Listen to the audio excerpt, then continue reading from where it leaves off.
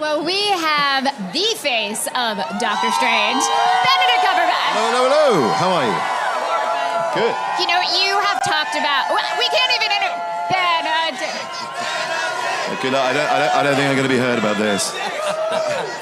All right, we'll try to ask you a few questions. Sure. You have talked about how much fun it has been to play different versions of yourself. Talk a little bit about the challenges of that and what helped you step in, without giving anything away. I mean, you know, this is a very rich and complex character as it is, and then when he comes up against other versions of himself, it just gets even more interesting. And as an actor, the challenge is to make him same but different and have fun with it. And yeah, I can't wait to see how the audiences respond to what we've done. Well, we recently saw you in Spider-Man No Way Home, where you maybe did a spell that went a little haywire. Possibly. What I had some did help you do? screwing it up. I know you said a rude Very word. true. Then, But yeah. you fixed it. But how is Stephen feeling after the mayhem he maybe helped create? A little forgetful. Fair. And I think ready to not screw things up again. So hopefully he doesn't. I don't know if he's learned. I mean, the reality is, when we saw him with the teenager in Spider-Man No Way Home, I don't know.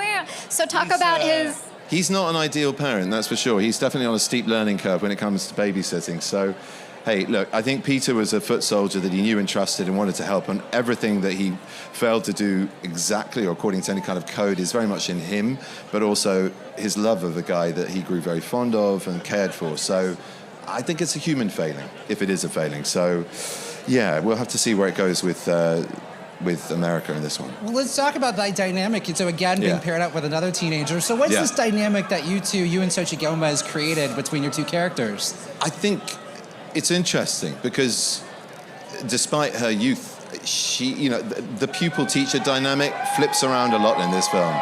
And basically, I think it starts from a position of equal distrust and then evolves into something whereby they work very well together. You know, one of the things that Sam Raimi talked about in an interview was really how there were particular things that you wanted to explore with Doctor Strange and the fact that it was a very collaborative relationship.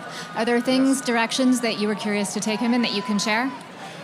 The last third of the film in particular, which is true Marvel fashion, came together quite late.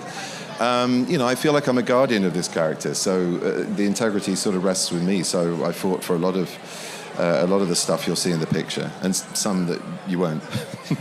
Well, we also in this film get to see you work with Elizabeth Olsen in this one, a fellow sorcerer. So what was it like getting to work with her? She's just a joy. There's nothing I can say that hasn't already been said about how superlative she is as a human being and an actress, but I will anyway.